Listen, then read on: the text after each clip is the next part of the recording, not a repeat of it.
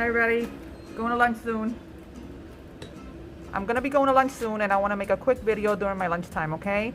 So I'll see you guys in a few minutes. Hey, hello. Going to lunch now.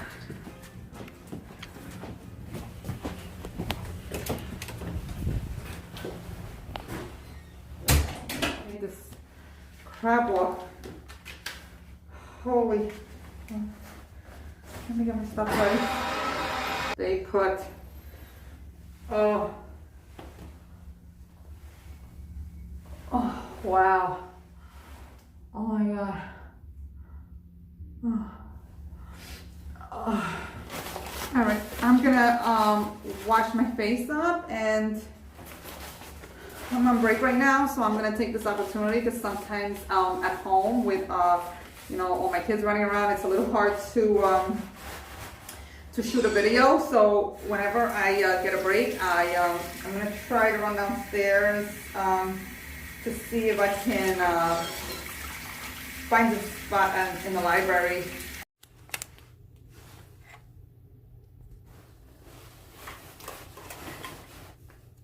So today I want to talk about the process that gets toddlers successfully potty trained with minimal stress.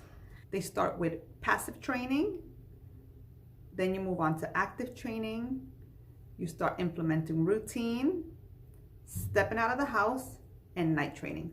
Okay, so I just want, I'm sorry, my nails are all jacked up because we are on quarantine and every single nail salon out there is closed. So I'll try to keep my hands down here. This process is not going to take a week. And I feel that's where a lot of parents give up or they hit like a brick wall with their child because they feel as though their child should learn this whole process fairly quickly.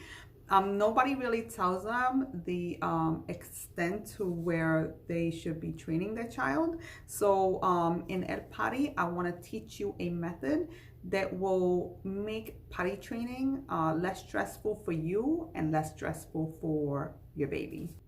So you want to start with passively training your child. So passive training or pre-training is a way for you to train your child's brain before you train their bowels or their bladder. Why? Because your brain is the control center of every single bodily function that you have. So it's very important to train that. You want to think as a pre-training, think about when you start a new job or when you go to college. You have to learn before you put it into practice.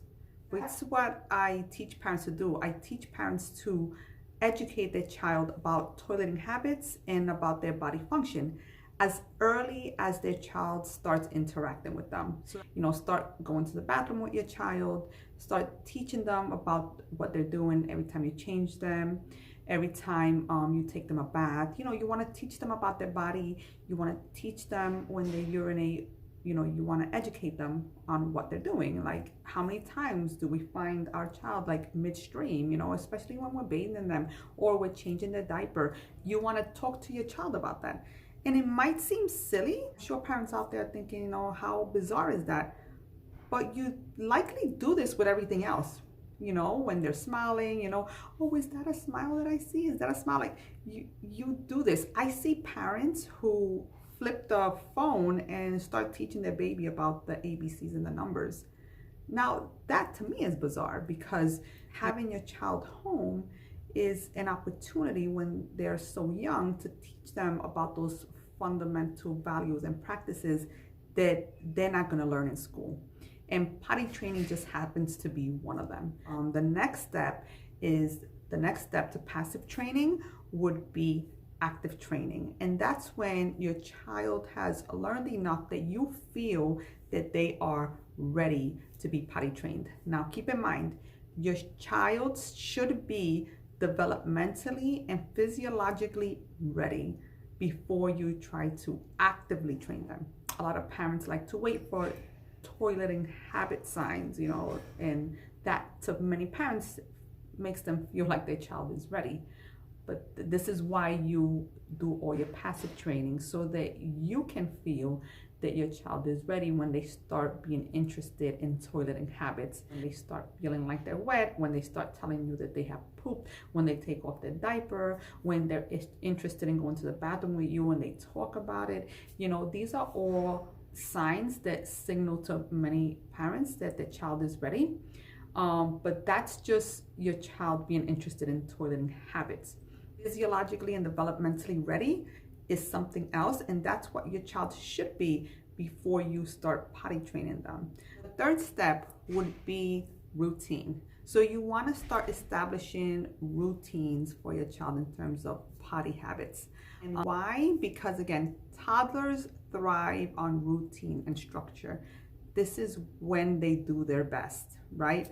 Toddlers can't really understand logic. You know, we understand logic, but they don't. So you have passive training, which is, think about it as college before the job, you know, educating your child before you put whatever they have learned into practice.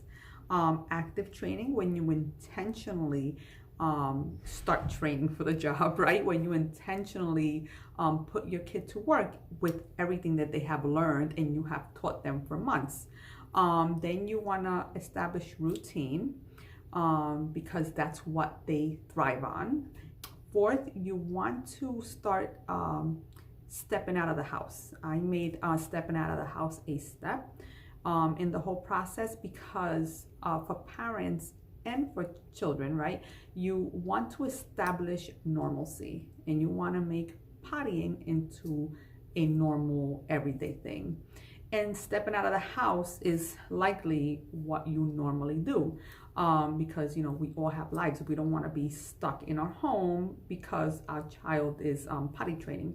So that's a very important step that needs to be also implemented and needs to be taught, because how else will your child know that there will be a place for them to go potty outside of the home if you don't teach them.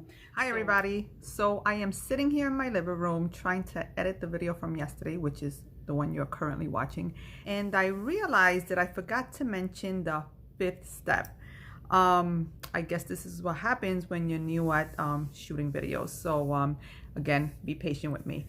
The fifth step is night training. And I usually tell parents to wait for the child to be fairly trained during the day before they attempt to start night training.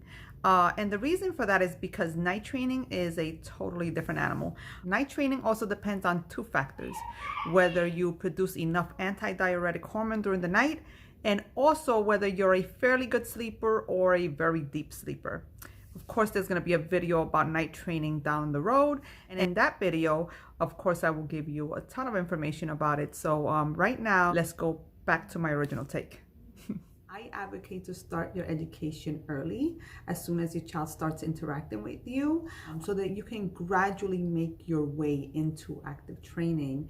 And by the time that happens, your child's brain is already set and they are already very aware with their body functions and very aware of toileting habits.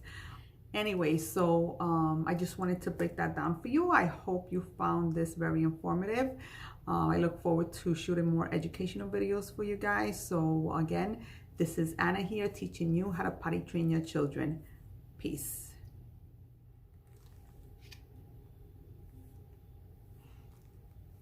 It's something else.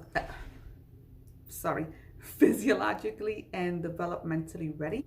Sorry, I just lost my train of thought. What was that? Oh boy.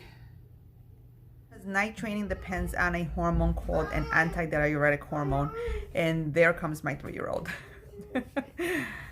Come, puppy. Let me just finish this video, please. Mommy's gonna play with you. Okay, so he's on my lap right now. Anyway, so